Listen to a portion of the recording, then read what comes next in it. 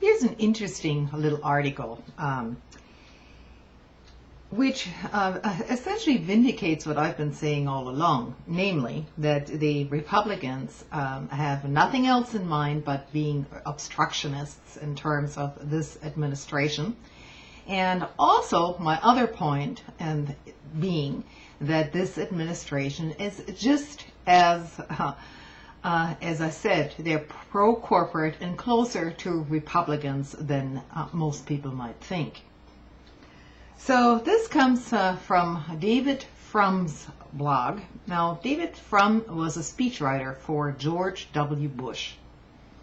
So he's very definitely a conservative, although I might add he just got fired from the American Enterprise Institute, a conservative think tank, because evidently he was no longer willing to go along with their approved talking points as far as the Republican Party is concerned. So let me read you some excerpts of what he had to say. At the beginning of this process, and he's talking about the health care bill, we made a strategic decision. Unlike, say, Democrats in 2001, when President Bush proposed his first tax cut, we would make no deal with this administration. No negotiations, no compromise, nothing. We were going for all the marbles. This would be Obama's Waterloo, just as healthcare was for the Clintons in 1994. Only the hardliners overlooked a few key facts. Obama was elected with 53% of the vote, not Clinton's 42%. The liberal bloc within the Democratic Congressional Caucus is bigger and stronger than it was in 1993 and 94. And of course, the Democrats also remember their history and also remember the consequences of their 1994 failure. Now, this is not about Democrats or Republicans here. I remind you that I'm just trying to make a point. The point being is that David Frum illustrates perfectly what I've been trying to say all along. Could a deal have been reached, he says. Who knows? But we do know that the gap between this plan and traditional Republican ideas is not very big. I remind you where this is coming from.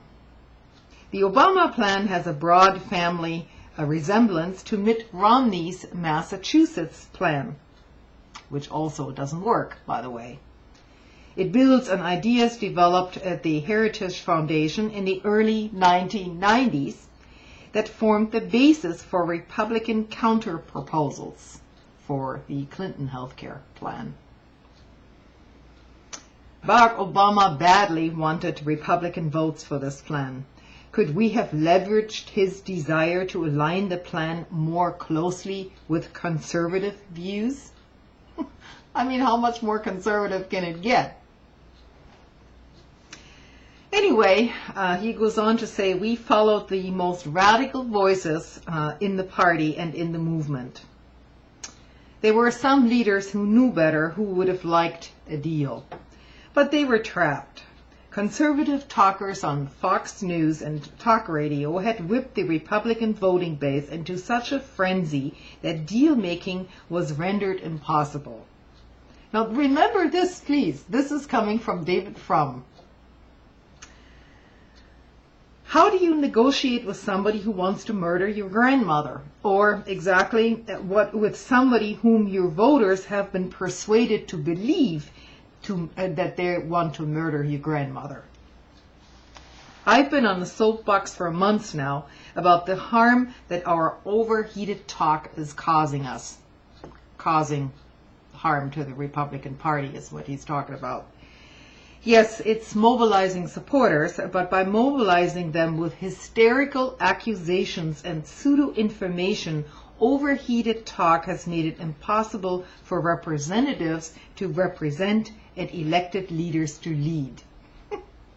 The real leaders are on TV and radio, And they have a very different imperative from the people in the government. He goes on to say, talk radio thrives on confrontation and recrimination. When Rush Limbaugh said that he wanted President Obama to fail, he was intelligently explaining his own interests. What he omitted to say, but which is true, is that he also wants Republicans to fail. If Republicans succeed, if they govern successfully in office and negotiate attractive compromises out of office, Rush's listeners get less angry. And if they're less angry, they listen to the radio less and hear fewer ads. This is actually pretty good. I'll try to post a link to it. But there it is, the entire hypocrisy coming from the right-wing media and GOP Talking Points, exposed by one of their own. Good night.